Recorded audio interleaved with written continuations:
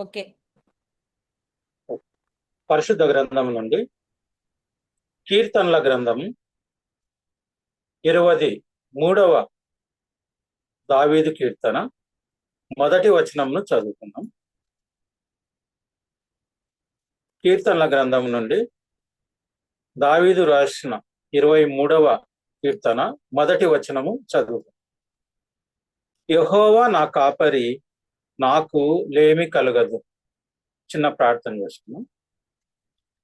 పరిశుద్ధుడా, ప్రేమ కలిగిన మా ప్రియ పరలోకపు తండ్రి కుమార పరిశుద్ధాత్మ వైతిత్వం ఏకత్వం ఉండి అత్యున్నత సింహాసనం మీద ఆశుండైన నా దేవా, ఈ సాయంకాల సమయంలో తండ్రి మేమంతా ఒక చిన్న కుటుంబంగా చేరి నీ వాక్యమందు ఆత్మీయంగా మేము బల పొందుటకు మీరిచ్చిన ఈ సమయాన్ని బట్టి నిన్ను స్తుతిస్తూ మా మధ్యకు నిన్ను ఆహ్వానిస్తూ తండ్రి నీ బిడ్డలతో మీరే మాట్లాడమని నీ పరిశుద్ధ శిలువ చాటున నన్ను మరుగు చేసుకుని మీరు మహిమ పొందమని నీ ఆత్మీయ సత్యాలను తెలియజేసి ప్రభువా వాక్యం నూరంతలుగా ఫలించేదిగా ఆశీర్వదించమని మా ప్రభువును మా రక్షకుడైన యేసు క్రీస్తు అతిపస్త నామంలో సమస్త ఘనత మహిమా ప్రభావం నీకే చెల్లించి అడిగి వేడుకొని పొందుకొని కృతజ్ఞాస్తులు చెల్లిస్తున్నాను తండ్రి.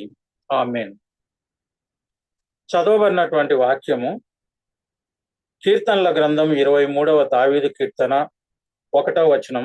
చూడడానికి చాలా సింపుల్ గా సామాన్యంగా ఉన్నటువంటి ఒక చిన్న వాక్యము. యెహోవా నా కాపరి, నాకు లేమి కలగదు.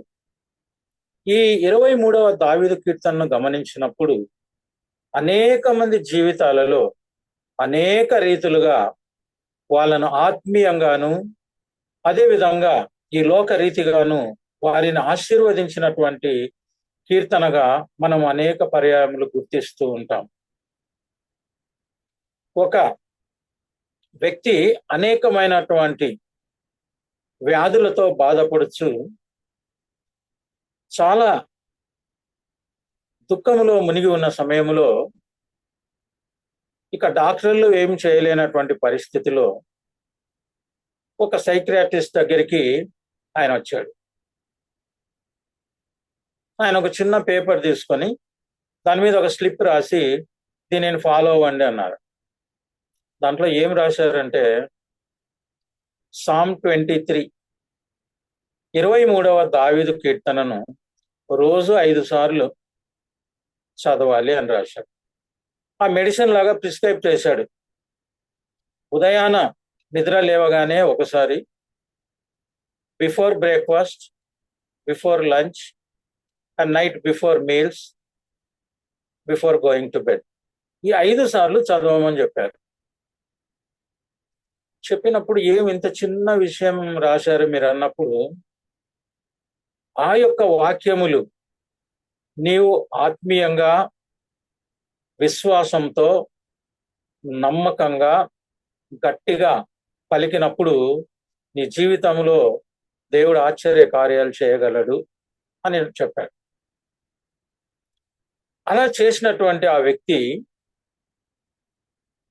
అతి తక్కువ కాలంలోనే తిరిగి ఆ యొక్క మానసిక వైద్యుని దగ్గరికి వచ్చి, సార్ నేను చాలా ఆరోగ్యంగా ఉన్నాను, నా జీవితంలో కూడా చాలా అద్భుతాలు జరిగాయని చెప్పాడు. ఈ విధంగా ఎన్నో సాక్ష్యాలు మనం వింటుంటాం. 23వ దావీదు కీర్తనను మనం గమనించినప్పుడు మన జీవితాలలో కూడా ఒక పద్ధతి ప్రకారము ఆధ్యాత్మికంగా ధ్యానిస్తూ ప్రతి ఒక్క పదమును మనం నమ్మకంతో పలికిన ఎడల మన జీవితాల్లో మనం ఊహించినటువంటి గొప్ప కార్యాలు దేవుడు చేయగలడు అని నేను ఖచ్చితంగా చెప్పగలను. నా జీవితంలో ఆ దావీదు కీర్తన చేసినటువంటి ఎన్నో మేలులను బట్టి దేవుని స్తుతిస్తూ మీకు కూడా ఈ వర్తమానాన్ని నేను తెలియజేస్తున్నా.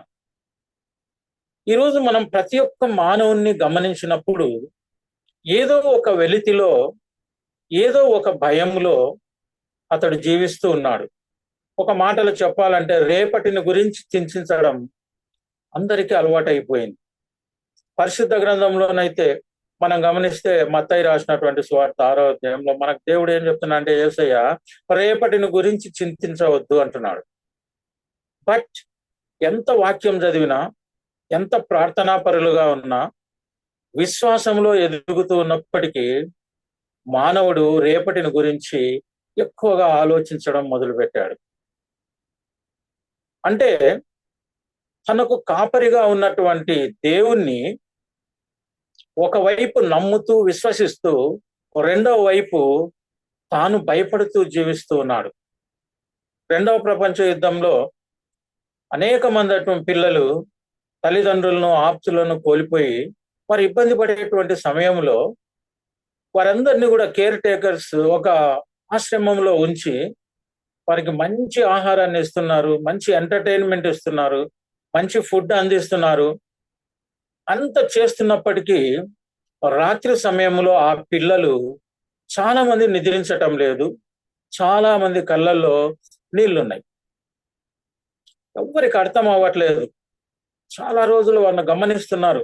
ఒక 5-6 రోజులు గమనించినాక వారు ఒక సైకియాట్రిస్ట్ని తీసుకొని వచ్చి, ఈ పిల్లలు ఇంకా ఎందుకు నిద్రించటం లేదు, ఎందుకు కొంతమంది కళ్ళల్లో నీళ్లున్నాయి, ఏంటి రీజన్ అన్నప్పుడు ఒక 2-3 రోజుల తర్వాత అతడు ఏం చెప్పాడంటే, ఈ పిల్లలందరికీ రాత్రి నిద్రపోక ముందు వారందరి చేతిలో ఒక బ్రెడ్, ఒక జామ్ ప్యాకెట్, వారి పక్కన ఒక మిల్క్ బాటిల్ పెట్టండి అని చెప్పారు. కానీ ఆయన చెప్పాడు కాబట్టి ఆ కేర్ టేకర్స్ ఆ విధంగా చేసినప్పుడు ఆ రాత్రి ఆ పిల్లలు చాలా చక్కగా నిద్రపోయారంట. అంటే వారు రేపు మాకు ఆహారం ఉందో లేదో, వీళ్ళు రేపు మమ్మల్ని ఎలా చూస్తారో అనేటువంటి ఒక భయంతో వారు ఉన్నట్లుగా ఆ యొక్క వైద్యుడు గమనించాడు. నేడు ఆత్మీయ జీవితంలో ఎదుగుతున్నటువంటి క్రైస్తవులు అనేక మంది కూడా ఈ వాక్యాన్ని ధైర్యంగా చెప్పటానికి చాలా ఆలోచిస్తున్నారు. అందరూ కార్లకు వెనక రాస్తారు, కార్కు ఫ్రంట్ సైడ్ రాస్తారు, మోటార్ బైక్స్ ఉంటాయి, ఇంటికి ఉంటది, వాళ్ళ ఇళ్లలో వాక్యాలు ఉంటాయి. ఏం చూసినా కూడా యెహోవా నా కాపరి, నాకు లేమి కలుగదు. బట్ ఆ జీవితాలలో మనం గమనించినప్పుడు చాలా మంది జీవితాలలో ఎంత విశ్వాసం కలిగిన వారైనప్పటికీ వారు ఒక లేమిలో ఉంటున్నట్టు మనం గమనిస్తున్నాం. వారు ఒక కదువను ఎదురు చూస్తున్నారు. ఏమిటి, ఎందుకు అంటే ఈ మాటలలో ఉన్నటువంటి విశ్వాసతలో వారు వెనకబడి ఉన్నారు. ఈ మాటను పలుకుతున్నారు, తెలుసుకున్నారు, కానీ దాన్ని నమ్మి దాని ప్రకారం జీవించడానికి ఇంకా ఆలోచిస్తూ వస్తున్నారు. నమ్ముట నీ వలన అయితే నమ్ము వానికి సమస్తము సాధ్యము అని తెలియజేసినటువంటి దేవుడు, మనం ఎప్పుడైతే పూర్తి విశ్వాసంతో యెహోవా నా కాపరి, నాకు లేమి కలగదు, ఇంగ్లీష్లో అయితే ఐ షల్ నాట్ వాంట్, ఏమి అవసరత లేదని తెలియజేస్తున్నాం. దావీదు మహారాజు ఎంతో ఆత్మీయంగా చాలా లోతుగా వెళ్ళి చాలా ఉన్నత శిఖరాలను ఆత్మీయంగా చేరుకున్న పర్యంతం ఎంతో నమ్మకంతో, రుచి చూసినటువంటి అనుభవంతో యెహోవా నా కాపరి, నాకు లేమి కలగదు అని తెలియజేస్తున్నారు. కాబట్టి ఈ వాక్యంలో మనం గమనించినట్లయితే ఒక గొప్ప విశ్వాసం, ఒక శ్రేష్టమైనటువంటి వాక్యాన్ని మనం దీన్ని చూడగలుగుతూ ఉన్నాం. మనం గమనించినప్పుడు దావీదు జీవితంలో ఈ మాటలు చెప్పినప్పుడు ఆయన జీవితంలో నిజంగా ఏమీ కొదవలేదు. ఎందుకంటే ఆయన విశ్వాసములో, దేవుని యందలి భయభక్తులలో ఆయన మీద ఆధారపడి ఆయనను కాపరిగా కలిగి తన జీవితం అంతా ముందుకు సాగాడు. కానీ ఆయన జీవితంలో తరువాతి తరాలను మనం గమనించినప్పుడు అంత గొప్ప విశ్వాసి యొక్క లేదా దేవుడు కాపరిగా కలిగినటువంటి ఆ వ్యక్తి యొక్క కుటుంబములో తర్వాత వచ్చినటువంటి సొలొమోనును మనం గమనించినప్పుడు ఆయన ఆశీర్వదింపబడ్డాడు, కానీ తరువాత ఆ విశ్వాసతను కోల్పోతూ వచ్చాడు. మనం గమనించినట్లయితే తన తండ్రి చేయనటువంటి గొప్ప గొప్ప కార్యాలకు కూడా ఆయనకు అనుమతి ఇవ్వబడింది. అన్నిటికంటే ముఖ్యంగా ఎక్కువ ఆయనకు జ్ఞానము, ఐశ్వర్యము అన్ని ఇవ్వబడినాయి. ఇటు ఆధ్యాత్మికంగా, అదే విధంగా లోక రీతిగా ఆశీర్వదింపబడినటువంటి దావీదు కుమారుడైనటువంటి సొలొమోను తరువాత ఈ లోకంలో భయంకరమైనటువంటి రెండు విషయాలలో ఆయన శరీరాశ, నేత్రాశ, ఈ రెండిటితో తన ఆత్మీయ జీవితాన్ని, విశ్వాసతను కోల్పోయి ఆయన అనేకమైనటువంటి ఇబ్బందులు పడినట్టుగా మనం చూస్తాం. ఇంకా బాగా చెప్పాలంటే నేను వాక్యం చదువుకుంటున్నప్పుడు ఒకసారి అనిపించింది, దావీదు కాలములో వారి రాజ్యంలో యుద్ధానికి పనికి వచ్చేటువంటి డాలు, ఆ యొక్క బాణమును ఆపడానికి ఉపయోగించేటువంటి ఆ డాలు బంగారుతో చేయబడినవి ఉన్నాయి. ఎంత గొప్పగా ఆశీర్వదించారో చూడండి. బంగారు డాలుతో వారు ఉన్నటువంటి స్థాయి. అదే సొలొమోను బంగారు వస్తువులన్నిటినీ ఒకదాని తర్వాత ఒకటి పోగొడుతూ వచ్చిన తర్వాత ఆయన కుమారుడు రెహబాము వచ్చినప్పుడు ఇత్తడి డాలులు వచ్చాయి. ఇంకా రెహబాము కుమారుడు వచ్చినప్పుడు ఆ ఇత్తడి డాలులు కూడా లేకుండా వెళ్ళాయి. కానీ వారి తర్వాత వచ్చినటువంటి 4వ తరం ఆస చాలా చక్కగా తిరిగి పడిపోయినటువంటి, అంటే చావు స్థితిలో ఉన్నటువంటి ఆత్మీయ జీవితాన్ని, కొరప్రాణంతో కొట్టుమిట్టాడుతున్నటువంటి ఆ ఆత్మీయ జీవితాలను తిరిగి ఆయన కట్టడం జరిగింది. తిరిగి ఆయన యెహోవా నా కాపరి, నాకు లేమి కలుగదని చెప్పు రీతిగా అనేక సంవత్సరములు ఇశ్రాయేలీయులను ఆయన పరిపాలించగలిగింది. ఎందుకు చెప్తున్నాడంటే ఈ డాలు అనేటువంటిది విశ్వాసానికి సాదృశ్యంగా మనకు బైబిల్లో తెలియజేస్తారు. ఈ విశ్వాసంలో తగ్గిపోతూ వచ్చినప్పుడు ఆత్మీయ జీవితంలో ఎదుగుదల కూడా తగ్గిపోతూ, దైనందిన జీవితంతో పాటు మన యొక్క జీవితంలో కూడా అనేకమైనటువంటి విషయాలను మనం ఎదుర్కోవాల్సి వస్తుంది. ఇలా మనం చెప్పుకుంటూ పోతే అనేకమైనటువంటి విషయాలలో ఈ యొక్క మాటలో మనం విశ్వాస్యతను గమనిస్తాం. అందుకే ఈరోజు నేను ఈ వాక్యంలో ఆ యొక్క చెప్పబడినటువంటి మాటలోని విశ్వాస్యతను, దావీదు ఎంత విశ్వాసంతో పలికాడని, విశ్వాసాన్ని గురించి నేను మనతో మాట్లాడాలని కోరుకుంటున్నాను. ఎవరైతే ఈ గొప్ప విశ్వాసంతో శ్రేష్టమైనటువంటి ఈ యొక్క మాటను, దేవునిపై ఉన్నటువంటి అచంచలమైనటువంటి విశ్వాసంతో ఆత్మీయంగా ఎదిగి, ఏ రోజైతే నీవు ఆయన నా కాపరి అని, ఆయనను వెంబడించే గొర్రెగా నీవు మారిపోతావు, తప్పనిసరిగా సంపూర్ణంగా ఆత్మీయంగా ఎదిగిన వ్యక్తి ఈ శ్రేష్టమైన వాక్యం యొక్క ఆశీర్వాదాలను పొందుతాడు. ఎందుకంటే దావీదు తనను ఒక గొర్రెగా పోల్చుకున్నాడు. మన గొర్రెను గమనించినప్పుడు అది చాలా నిస్సహాయమైనటువంటి జీవి. తన మీదికి ఏదైనా వస్తున్నప్పుడు దానితో పోరాడలేదు. అదే విధంగా తన అనేక విషయాలతో బలహీనమైనటువంటి జీవి. కానీ ఈ గొర్రె యొక్క ప్రాముఖ్యత ఏంటంటే, ఏ రోజు కూడా తన యజమానుణ్ణి అది అడగలేదు. తన కాపరిని నన్ను పచ్చిక బయలుకు తీసుకెళ్ళమని, లేదా నాకు మంచి ప్రవహించేటువంటి మంచి నీటి ప్రవాహాల వద్ద తప్పిక తీర్చమని, లేదా తనకు ఒక దొడ్డిని కట్టించమని, తనను కాయుమని అది ఎప్పుడూ అడగదు. కేవలం అది తన యొక్క కాపరి మీద ఆధారపడి నిశ్చింతంగా ఉంటుంది. కాబట్టి ఆ గొర్రెకు కావలసినటువంటి దొడ్డిని ఆ కాపరే కడుతున్నాడు. ఆ గొర్రెకు కావలసిన రక్షణను కాపరి అందిస్తున్నాడు. ఆ గొర్రెకు కావలసినటువంటి ఆహారాన్ని, ఆ గొర్రెకు కావలసిన యొక్క సమస్తమును ఆ కాపరే చూస్తున్నాడు. ఎంత గొప్ప కాపరి ఎలా గొర్రెలను చూస్తున్నాడో, యేసయ్యగాడు నీకు నాకు, నేను గొర్రెలకు మంచి కాపరిని అని చెప్పాడు. మరి యెహోవా దేవుడు, పరిశుద్ధుడైన దేవుడు మనకు కాపరిగా ఉంటున్నాడు. ఆయన చాలా గొప్పవాడు. ఆయన సన్నిధిలో మనం ఇష్టం వచ్చినట్లుగా వాక్యాలు పలకడానికి కాదు. మనం చూస్తే దేవదూతలు కూడా ఆ యొక్క దేవాది దేవుని యొక్క సన్నిధిలో తమ రెక్కలతో తమ కన్నులు కప్పుకొని, తమ శరీరాన్ని, పాదాలను కప్పుకొని ఆయనను స్తుతిస్తున్నాయి. ఈరోజు మన పరిస్థితి ఏంటి? ఆయన స్తుతించేటప్పుడు మనం ఎలాగుంటున్నాం? ఒకసారి మనం చక్కగా ఆలోచించుకోవాలి.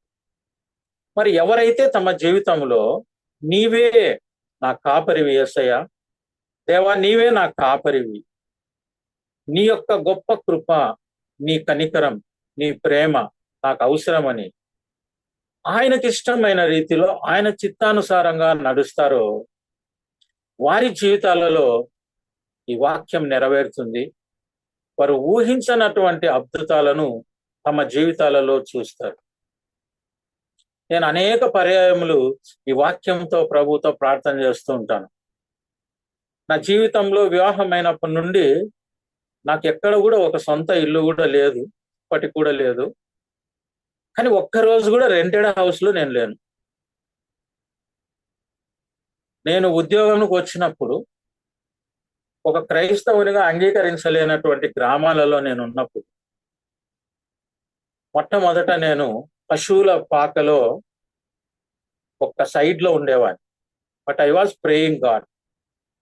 దేవుడు ఎందుకో ఇక్కడ పంపించాడని నేను ప్రార్థన చేస్తాను.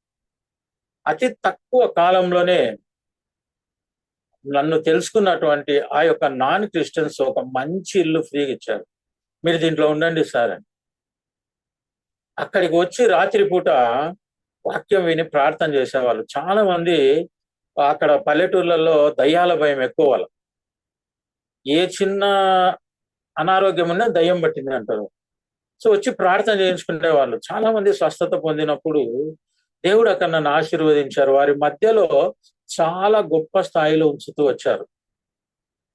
అక్కడ నుంచి నేను మళ్ళీ నంద్యాలకు వెళ్ళినప్పుడు కానీ, డైసిస్ లో పనిచేసినప్పుడు కానీ అక్కడ కూడా ఇల్లు ఫ్రీగా దొరికింది. కలసపాడికి వెళ్ళినప్పుడు సొంతగా ఒక 2 లక్షల రూపాయలు ఇచ్చి ఇక్కడ మీరే ఇల్లు కట్టండి అని చెప్పాను బిషప్. ఇప్పటికి ఉంది అక్కడ ఒక ఇల్లు. అదే విధంగా అక్కడ నుండి డైసిస్ నుంచి బయటకు వచ్చేటప్పుడు అందరూ ఇంకా వీళ్ళ కథ ఉంది అని అనుకున్నారు.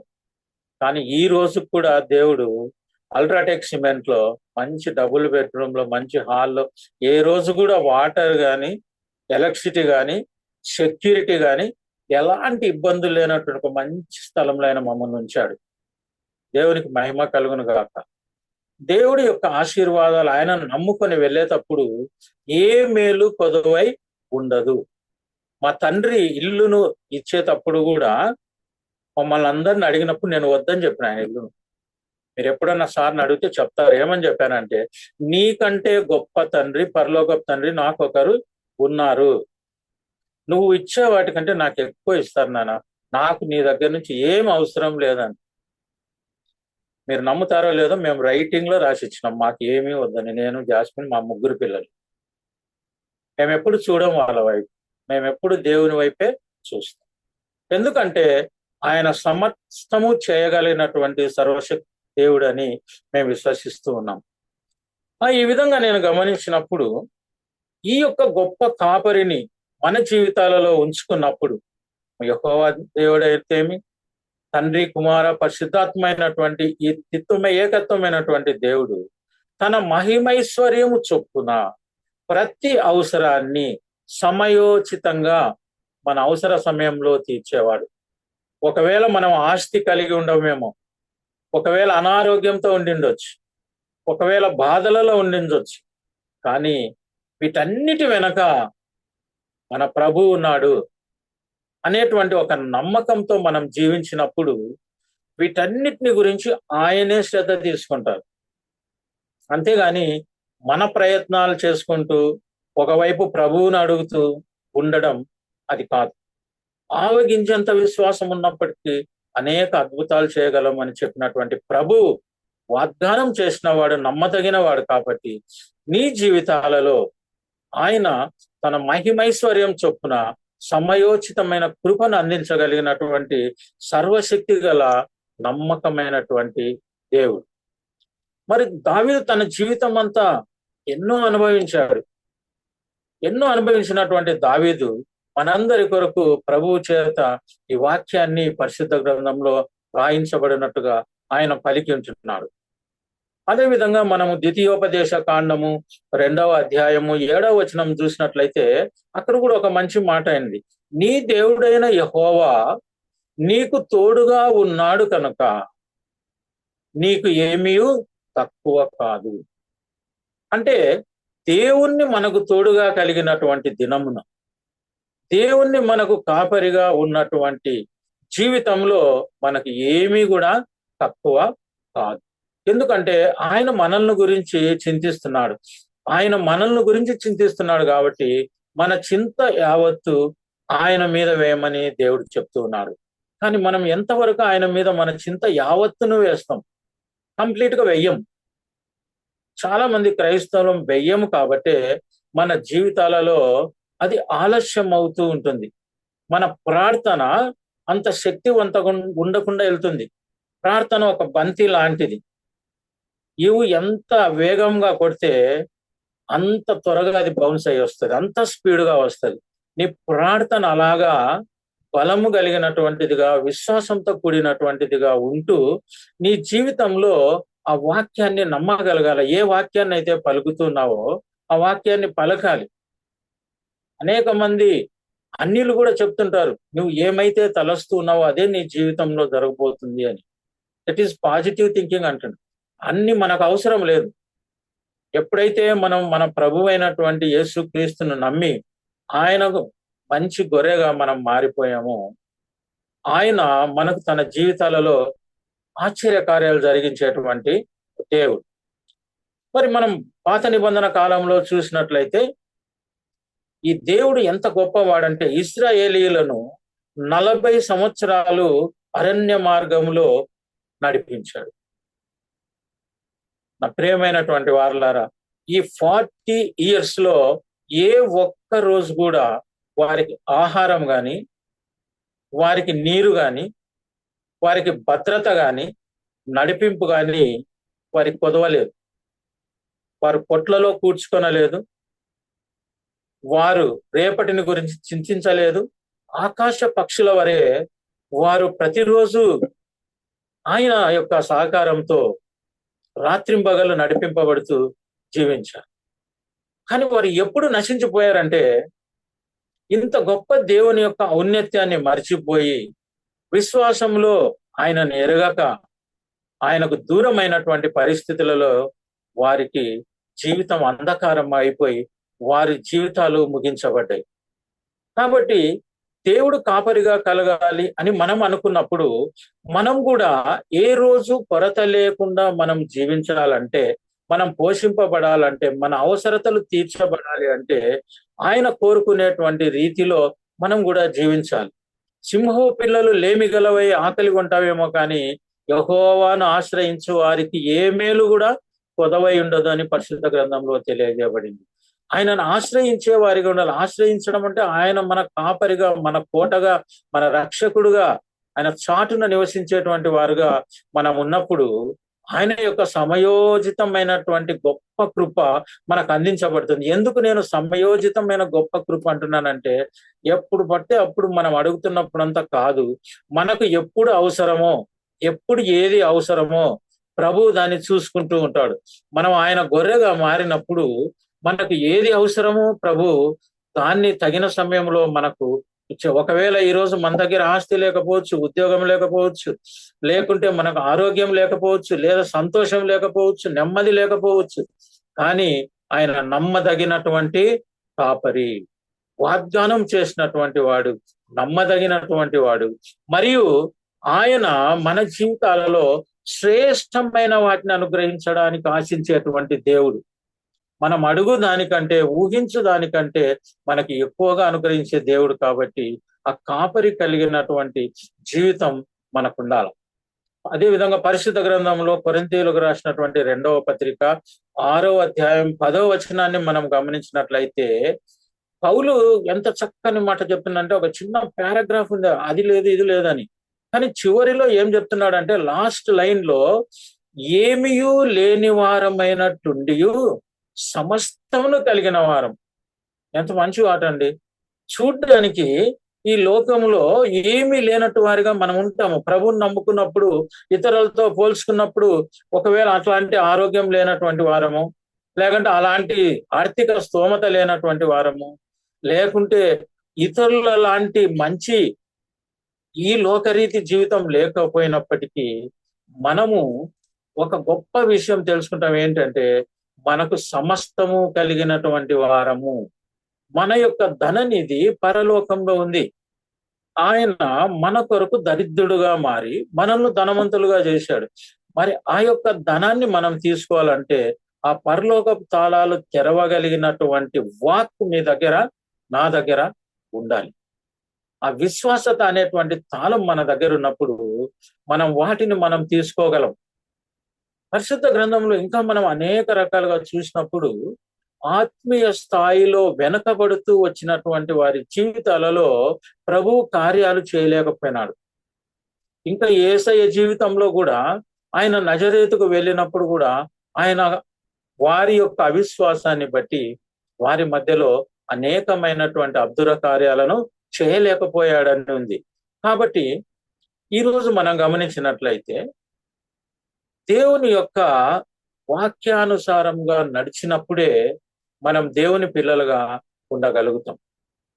మనం గమనిస్తే వాక్యము లేనటువంటి స్థితిలో లేక ఏమీ ఆత్మీయంగా ఎదగనటువంటి స్థాయిలో ఉన్నటువంటి ఎవరైనా సరే ప్రభు చెంతకు వచ్చినప్పుడు దేవుడు వారిని త్రోసివేసేటువంటి వాడు కాదు. ఒకవేళ మనం క్రైస్తవులుగా పిలబడుతూ నామమాత్రం క్రైస్తవులుగా ఉంటూ ఇతరులు మన జీవితంలో దేవుని కార్యాలను చూడలేనటువంటి ఒక బ్యాడ్ ఎగ్జాంపుల్ గా మనం ఉంటే ప్రభు సన్నిధిలో ఆ చిన్న విషయం ఏంటంటే ఆయనని కాపరిగా మనం ఇన్వైట్ చేయటము. ఆయన కాపరిగా మనకు రావాలంటే ఆ కృపను మనం పొందాలంటే మనం ఒక అద్భుతం ఏంటంటే ఆయనను నమ్మిన బిడ్డలుగా మనం ఉండాలి. ఆయన నమ్మిన బిడ్డలుగా మనం ఉన్నప్పుడు ఆయన చెప్పినట్లుగా నా గొర్రెలు నా స్వరము వినుము. ఒక చిన్న పసిపాపను మనం గమనించినప్పుడు ఆ పసిబిడ్డ మనల్ని గమనిస్తూ ఉంటారు. ఒకవేళ స్టార్టింగ్ లో ఏడుస్తూ ఉంటారు, తర్వాత కొన్ని రోజులకు మన స్వరము వినటం వాళ్ళు మొదలు పెడతారు. స్వరము ఎప్పుడైతే వింటున్నారో మనల్ని గుర్తుపట్టగలుగుతారు. తరువాత ఆ స్వరాన్ని విని విని ఆ లిసనింగ్ వల్ల వాళ్ళు మాట్లాడడం నేర్చుకుంటారు.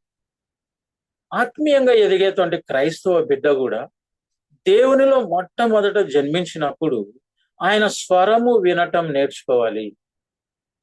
ఆయన వాక్యం ద్వారా మాట్లాడతారు, దర్శనముల ద్వారా మాట్లాడతారు, డైరెక్ట్ గా మాట్లాడతారు. రకరకాలుగా మనతో మాట్లాడేటువంటి ఆ దేవుని యొక్క స్వరాన్ని వినేటువంటి విషయానికి నువ్వు వెళ్ళగలిగినప్పుడు నువ్వు ఆయనతో మాట్లాడేటువంటి అనుభూతిలోకి వెళ్తావు. ఎలాగైతే ప్రతిరోజు ఆహారం వల్ల ఒక బిడ్డ పోషింపబడుతూ ఎదుగుతూ ఉంటుందో ఆ విధంగా పరిశుద్ధాత్మ వలన బలపరచబడి సర్వసత్యంలోనికి నడిపించబడుతూ ఆయనతో ఆత్మీయంగా భాషలలో మాట్లాడేటువంటి వ్యక్తులుగా మనం మారుతాం. అలాంటి జీవితంలో దేవుడు మన కాపరిగా, మనం అడగకుండానే ఆయన మన కాపరిగా ఉంటాడు. చాలా ఇండ్లలో నేను గమనిస్తుంటాను, ఒక చిన్న పోస్టర్ కానీ ఒక ఫ్రేమ్ ఉంటుంది. దాంట్లో దేవుడు ఏదో ఒక వ్యక్తి తన అడుగులు, ఒక వ్యక్తి అడుగుల పక్కన దేవుని అడుగులుగా ఉన్నట్లుగా, మరి ఆయనకు కష్టాలు వచ్చినప్పుడు ఆయన ఒక అడుగు మాత్రమే చూసి, ప్రభు ఇన్ని రోజులు నా పక్కన నడిచావు, ఈ రోజు నా పక్కన లేవే అని అడిగినప్పుడు, అయ్యో నా చేతులలో నిన్ను ఎత్తుకొని ఉన్నాను, ఆ పడేటువంటి ఆ అడుగులు, వాటి యొక్క ముద్రలు నీవే గాని నావి నా చేతులలో నీవు ఉన్నావు అని దేవుడు చెప్పినట్లు చూస్తాం. కాబట్టి ఆయన బలిష్టమైనటువంటి సర్వశక్తి కలిగినటువంటి ఆ హస్తాలలో మనము నివసించడానికి నేర్చుకున్నప్పుడు దావీదు చెప్పగలిగినట్లు ఆయన నీ గురించి ఆలోచిస్తాడు.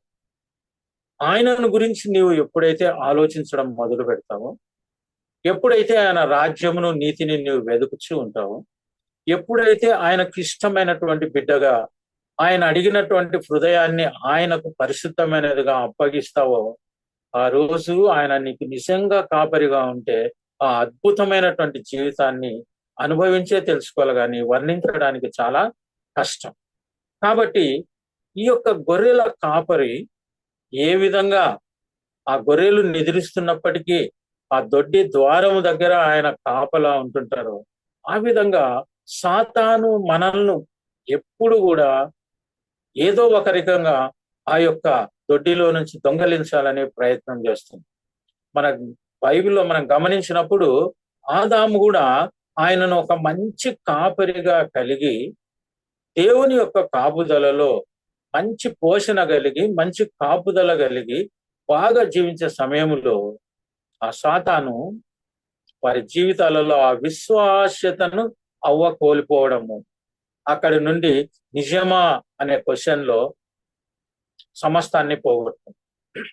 ఈ విషయం తెలిసినందుకే దేవుడు మొట్టమొదట ఆదామును ఆశీర్వదించినప్పుడు మీరు ఫలించి అభివృద్ధి నొంది విస్తరించి భూమిని నింపి చివరి ఒక మాట చెప్పాడు, ఏలుడి అన్నాడు.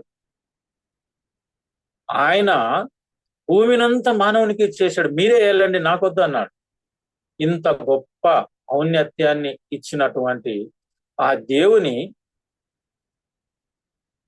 ఆజ్ఞను మీరి భూమిని ఏలలేకపోయా. ఎందుకు చెప్పినాడు ఆ మాట అంటే, దేవుడు అనుకున్నాడు ఈ సాతాను ఏదో ఒక రోజు ఈ మానవుణ్ణి శోధిస్తే పడిపోతే సాతానే విన్ని ఏలుతుంది, ఈ సర్పం ఏలుతుంది అన్నాడు.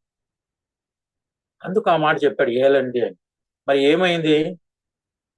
మానవుడు ఏలవలసినటువంటి స్థలాన్ని సాతాను ఏలేటువంటి స్థాయికి తీసుకెళ్ళాడు. మన జీవితాలలో కూడా సాతాను మనల్ని ఏలకూడదు. మనం దాని మీద అధికారం కలిగి ఉండాలి. మనం దాన్ని గద్దించే స్థాయిలో మనం ఉండాలి. కాబట్టి ఆయన మన మీద ఇంత శ్రద్ధ తీసుకుంటున్నప్పుడు ఆయన అడిగేదంటే ఏంటంటే, నన్ను ప్రేమించండి అంటుంటాడు ఆయన. నా వాక్యాన్ని ప్రేమించండి, నన్ను ప్రేమించండి, నాకు ఇష్టమైన బిడ్డలుగా మీరు ఉండండి అని ఆయన అడుగుతున్నప్పుడు, ఆ రెసిప్రోకల్ లవ్ అనేటువంటిది, మనం ఆయన్ను ప్రేమించాలి, ఆయన మనల్ని ప్రేమించినప్పుడు మనం ఎంతగానో ఆశీర్వదింపబడతాం. రాగల మాసములో దేవుడు మనందరినీ కూడా అన్ని రకాలుగా చక్కని కాపరిగా ఉండి అన్ని రకాలుగా ఆశీర్వదించాలని దేవుణ్ణి నేను ప్రార్థిస్తున్నాను. ఈ సందర్భంగా మరికొన్ని విషయాలు మనం గిన గమనిస్తే,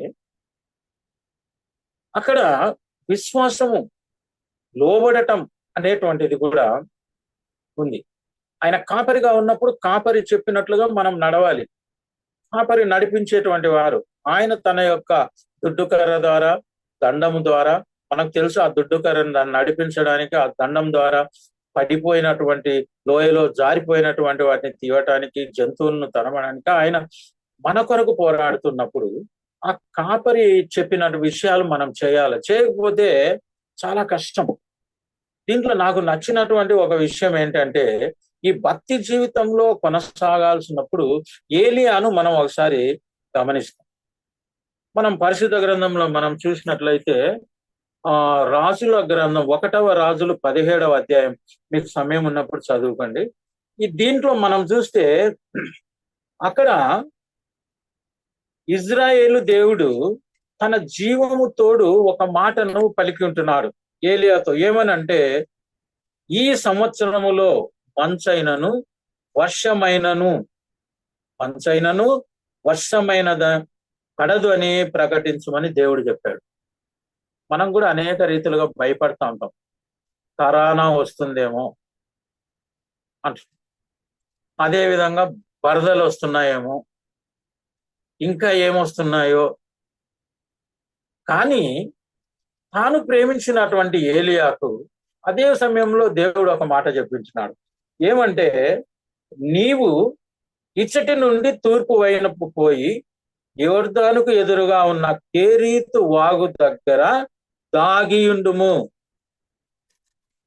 ఏలియాకు కాపరిగా ఉన్నటువంటి దేవుడు ఏలియా జీవితాన్ని పోషిస్తూ నడిపిస్తూ ఉన్నటువంటి దేవుడు, ఏ దేవుని మీద అయితే ఏలియా ఒక ప్రవక్తగా ఉండి పూర్తిగా నమ్మకము కలిగి ఆయనకి ఇష్టమైన బిడ్డగా జీవిస్తున్నాడో, దేవుడు ఆ కరువు కాలములో ఒక మాట చెప్పాడు. మనం కూడా ఏదైనా అనూహ్యమైనటువంటి పరిస్థితుల్లో వెళితే దేవుడు మనల్ని నడిపిస్తాడు. మనం వెంటనే దాని ప్రకారం వినాలి. నేను నంద్యాలలో చాలా సంతోషంగా మంచి మంచి ఇళ్లలో హ్యాపీగా జీవించినప్పుడు సడన్ గా నేను ప్రార్థన చేసుకున్నప్పుడు నాకు అన్యజనుల మధ్యకు వెళ్ళవాలని అనేటువంటి వాక్యం ఆ రోజులలోనే నాకు దేవుడు వాక్యం ద్వారా మాట్లాడాడు. నేను ఇక్కడికి వచ్చినప్పుడు ఈ పల్లెలలో నేను అసలు టౌన్ లో నుంచి వచ్చి చాలా బాధపడినప్పుడు వాక్యములో ఎదుగుతూ ఆయన ఉన్నప్పుడు నీకు చెప్పినావు నేను వచ్చినాను అనే రీతిలో అక్కడ ఉన్నప్పుడు అనేక కార్యాలు చేసినట్లు నేను చెప్తున్నాను. ఇక్కడ ఏలియా ఏం చేసినాడంటే, ఏలియాకు చెప్పింది ఏంటంటే కేరీతు వాదుల దగ్గరికి పోయి దాక్కోమన్నాడు. ఏంది ప్రభువా, నేను ఇంత మంచి ప్లేస్ లో ఉన్నాను, నాకు ఏమి కొదవలేదు, నన్నేమో ఇక్కడి నుంచి వెళ్ళిపోయి కేరీతు వాగు దగ్గర దాగుకోమంటున్నారే అని ఆయన క్వశ్చన్ వేయలేదు. వెంటనే అక్కడికి వెళ్ళాలని నిశ్చయించుకున్నప్పుడు దేవుడు ఏం చెప్తున్నాడంటే, నీవు ఆ వాగు నీరు త్రాగుదువు, అచ్చటికి నీకు ఆహారం తెచ్చినట్లు నేను కాకోలముకు ఆజ్ఞాపించి తిని అన్నాడు. చూడండి ఎలా పోషిస్తున్నాడో. అరణ్యములో ఆ యొక్క యోర్దాను ప్రాంతానికి వెళ్ళినప్పుడు కేరీతు అనేటువంటి ఆ యొక్క అరణ్యం లాంటి అనేక చెట్లతో నిండి ఏ జన సమాచారం లేనటువంటి ఆ యొక్క వన్యప్రాణులు ఉండేటువంటి ప్రాంతంలో ఒక తాట తాగి ఉండాల్సిన ఆయనకు దేవుడేమో ముందుగానే నిర్ణయించాడు, నీకు దాహమైనప్పుడు ఆ నీరు త్రాగు, అందుకే నిన్ను ఆ దప్పికి తీరటానికి నీకు ఒక మంచి జలముల దగ్గర ఉంచుతున్నాడు. నీ ఆహారం పోషణ కొరకు కాకులతో కాకోలములతో ఆయన రొట్టెలు పంపిస్తున్నాడు. ఎంత అదృష్టం అండి! ఇట్లా గొప్ప దేవుడు మనకు కలిగి ఉన్నాడు. మనం ఏదైనా చిన్న కొరత ఉన్నప్పుడే మనం మానవ రీతిలో ప్రయత్నాలు చేస్తూ ఉంటాం.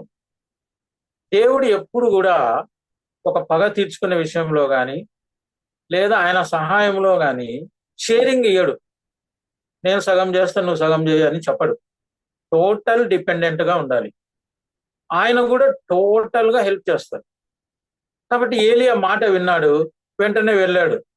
ఏదో అక్కడ ఉన్నాడు పాపం, దేవునితో సంభాషిస్తున్నాడు, మాట్లాడుతున్నాడు, హ్యాపీగా రొట్టెలు వస్తున్నాయి, భుజిస్తా ఉన్నాడు. ఇలాంటి టైంలో సడన్ గా వాగు ఎండిపోవడం ప్రారంభించింది. అతడు పోయి అక్కడ ఉన్నప్పుడు కొంతకాలమైన తర్వాత ఆ దేశంలో వర్షము లేక ఆ వాగు ఎండిపోవడం ప్రారంభమైంది. ఏలియా క్వశ్చన్ చేయలేదు, ఏం దేవా తండ్రి, నేను నిన్ను నమ్ముకున్నాను కదా, ఆ వాగు దగ్గరికి వెళ్ళి నీళ్లు తాగమంటివి, ఇక్కడికి వస్తే నీళ్లు కూడా అయిపోతున్నాయి, నా పరిస్థితి ఏంటి? ఇలాంటి క్రైస్తవ జీవితం దేవుడు కోరుకుంటున్నాడు. మనం ఆయనను ప్రశ్నించకూడదు. ఈరోజు నువ్వు ఏ స్థితిలో వెళ్తున్నావేమో, ఒకప్పుడు సంపన్నునివే, ఈరోజు అవసరతలో ఉన్నావేమో, ఒకప్పుడు ఆరోగ్యవంతునివే, ఈరోజు అనారోగ్యంలో ఉంటున్నావేమో, ఒకరోజు సంతోషమైన జీవితంలో ఉన్నావు, ఈరోజు వ్యాకులంలో ఉంటున్నావేమో, ఈరోజు భయమైనటువంటి స్థితిలో ఉన్నావేమో. కానీ ఎందుకు ప్రభువా నన్ను ఇలా నడిపిస్తున్నావు దీని ద్వారా అని మనం అడగరాదు. ప్రభువా నీ చిత్తమే జరుగును గాక, నీవు నా కాపరివి, నేను నిన్ను నమ్ముచున్నాను, నీ యందు నేను విశ్వాసం ఉంచున్నాను, నీవే నా కాపరివి, నాకు ఏమి కొదవలేదని ఒక స్థిరమైన ధైర్యంతో ఉండాలి. అలాంటి పరిస్థితుల వెంటనే ఏలియాకు మళ్ళీ ఒక వార్త వచ్చింది. మళ్ళీ దేవుడు ఏం చెప్పాడంటే, అక్కడ మనం 8వ వచనం చూస్తే, నీవు సీదోను పట్టణముకు సంబంధమైన సారెపతు అను ఊరికి పోయి అచ్చట ఉండుము, నిన్ను పోషించుటకు ఒక విధవరాలికి నేను సెలవిచ్చి తిని అన్నాడు. అద్భుతం అండి. ముందే అక్కడ కరువు, ఆమె ఒక విధవరాలు, ఆమె కష్టపడుతుంది. ఒక గొప్ప ప్రవర్తన మనం చూస్తుంటాం. ఒక దైవ సేవకులను ఎలా పోషిస్తుంటామో మీటింగ్లు పెట్టినప్పుడు కానీ, వాళ్ళని ఆహ్వానించినప్పుడు కానీ.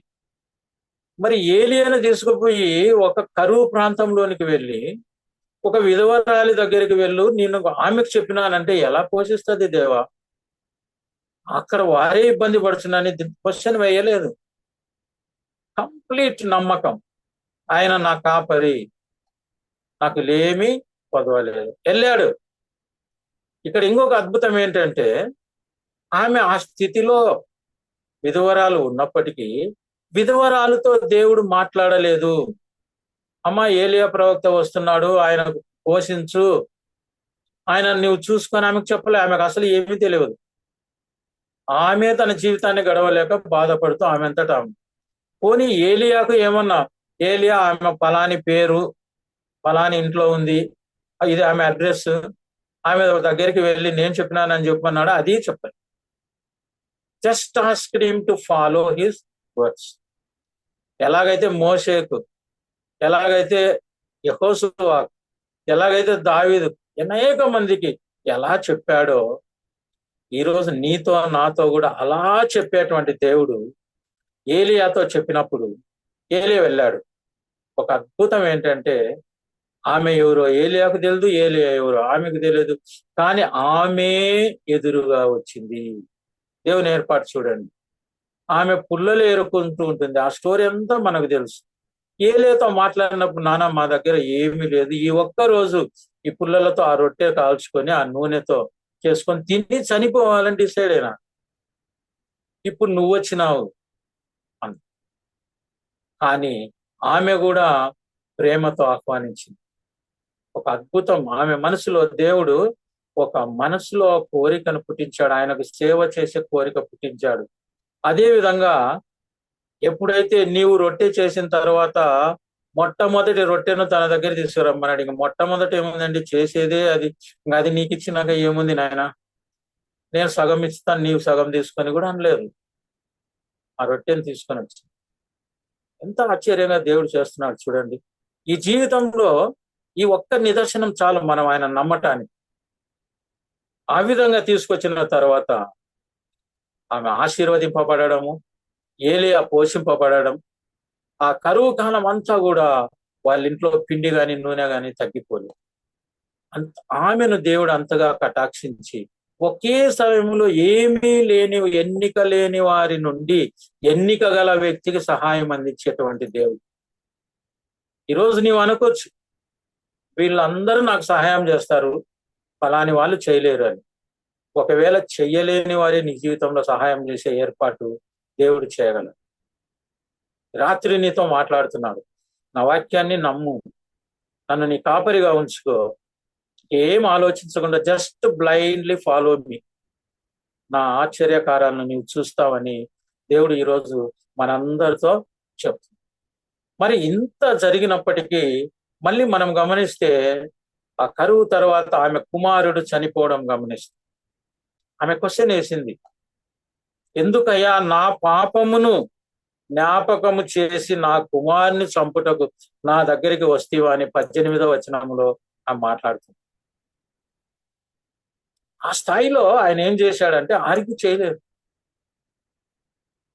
తాను ఉన్న స్థితి నుంచి, తను ఉన్నటువంటి నుంచి పై అంతస్తుకు వెళ్ళాడు. తను ఉన్న ఇంటిలో ఒక కార్యము, సాతాను కార్యం జరిగింది, ఒక వేదన కలిగింది, ఒక దుఃఖం కలిగింది.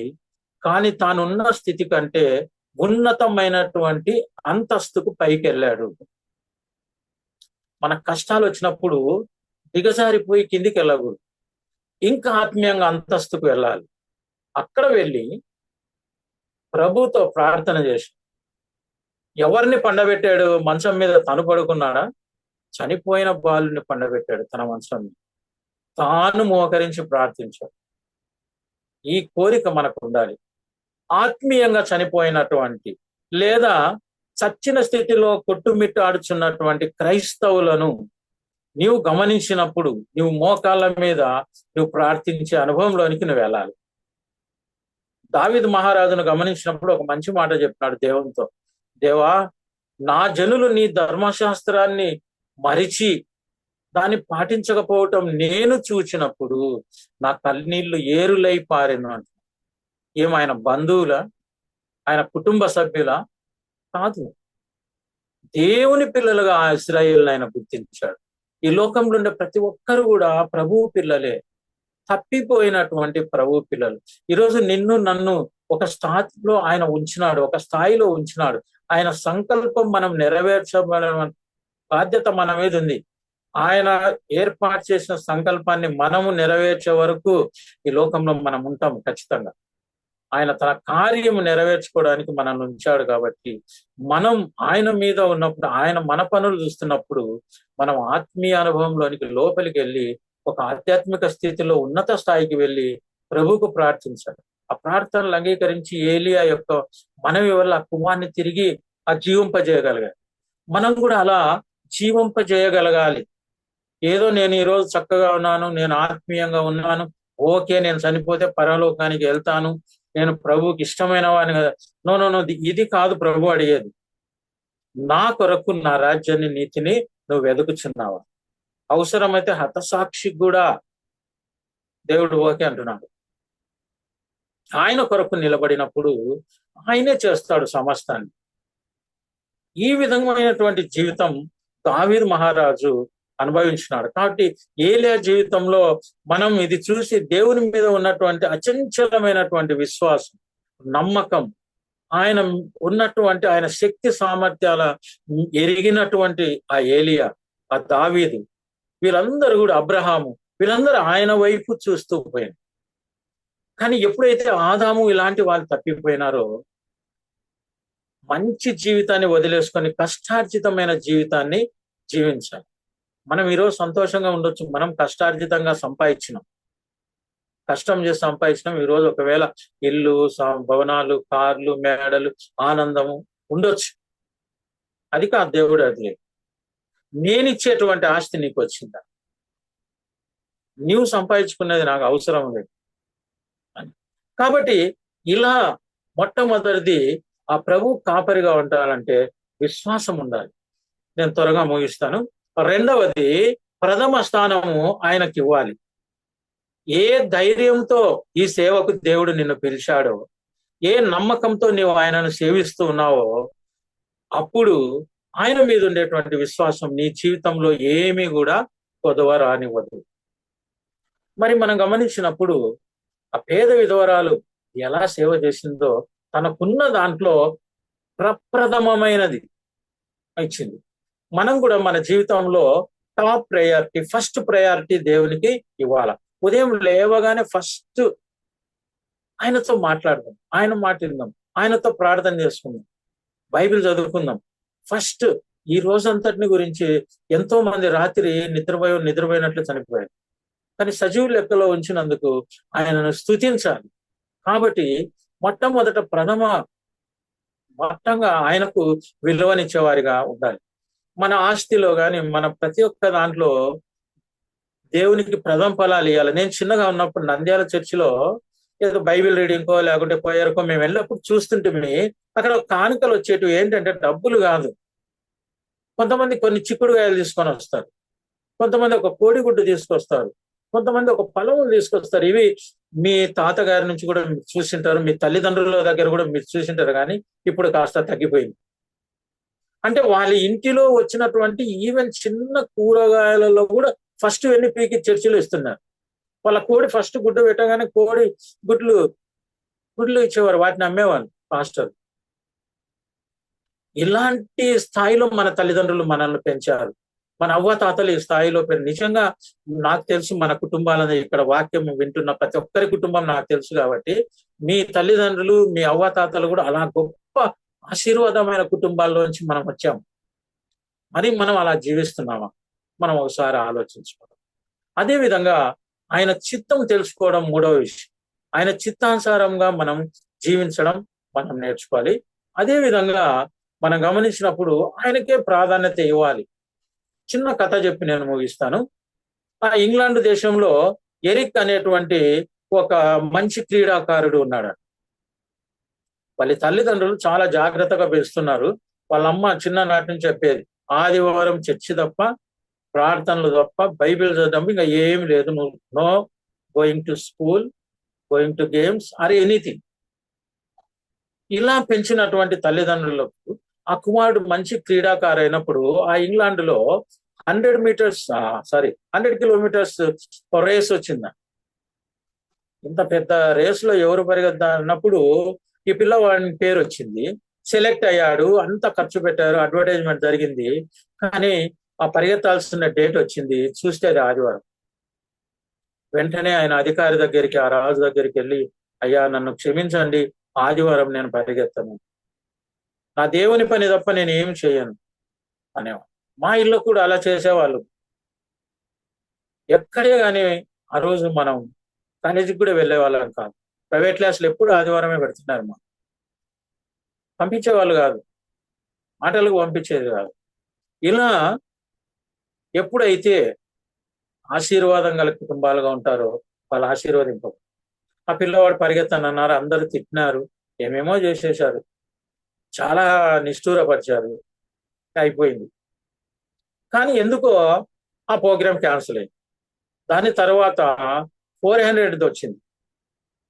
అప్పుడు అందరూ మళ్ళీ పిలిచి అడిగితే ఏ రోజు వచ్చిందండి అని అడిగి, సండే కాదులేనైనా, మాకు తెలుసు కదా, సండే అయితే నువ్వు పరిగెత్తవు అని ఆయనను ఎన్నుకున్నప్పుడు, ఆయన క్యూలో నిలవన్నప్పుడు ఒక ముస్సిల్ ఆవిడ వచ్చి ఒక చిన్న స్లిప్ ఇచ్చిపోయిందండి. అందరు ఏందబ్బా తీరంగా విజిల్ వేస్తారు, ఇప్పుడు చిన్న స్లిప్ ఇచ్చా.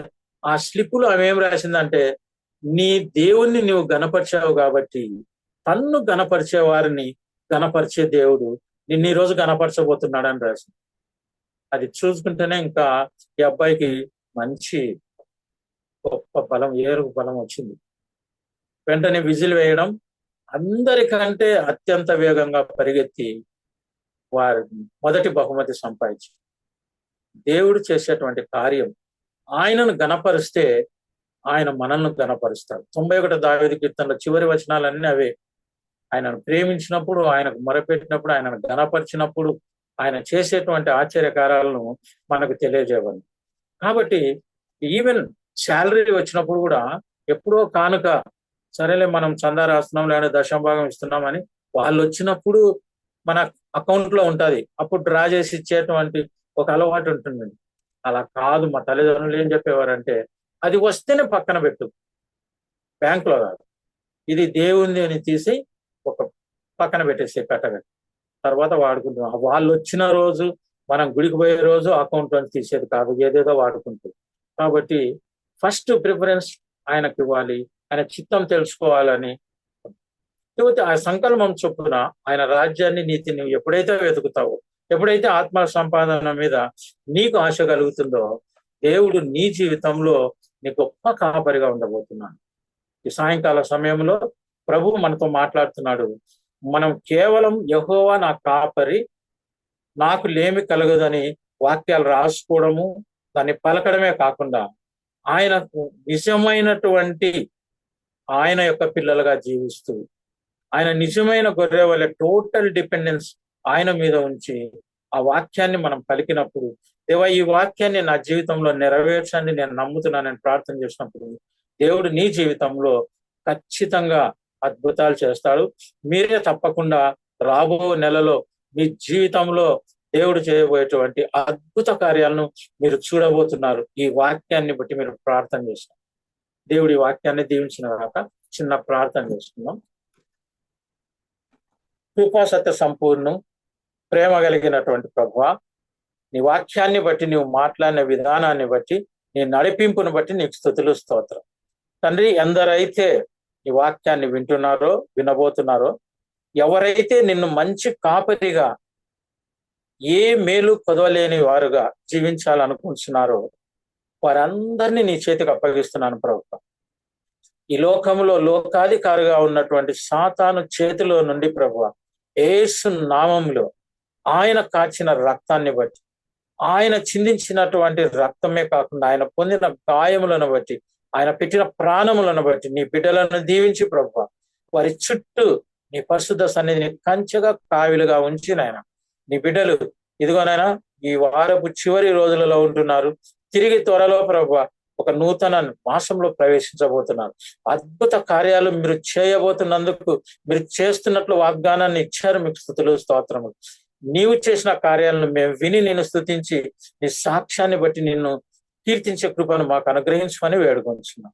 చేరవచ్చిన బిడ్డల్లో ప్రతి అవసరం తండ్రి, అది ఆరోగ్యకరంగా అయితే, నేమి ఆర్థిక పరంగానైతే, ఇంకా ఏ విధమైనటువంటి దాన్నైనా ప్రభువ యేసు నామములో వీరికి దయచేయమని, వీరి జీవితాల్లో నీ వాక్యాన్ని ఫలింప చేయమని మా ప్రభువును మా రక్షకుడైన యేసుక్రీస్తు అతిపరిశుద్ధ నామములో అతి వినంగా వేడుకొని పొందుకొని నీ కృతజ్ఞాస్తులు చెల్లించి తండ్రి ప్రార్థించి, మరి ఒక్కసారి మేము కలుసుకున్న పర్యంతం నీ యొక్క కాపుదల, నీ కృప మా చుట్టూ కంచెగా కావలుగా ఉంచుమని అడిగి వేడుకొంచున్నాను తండ్రి. ఆమేన్.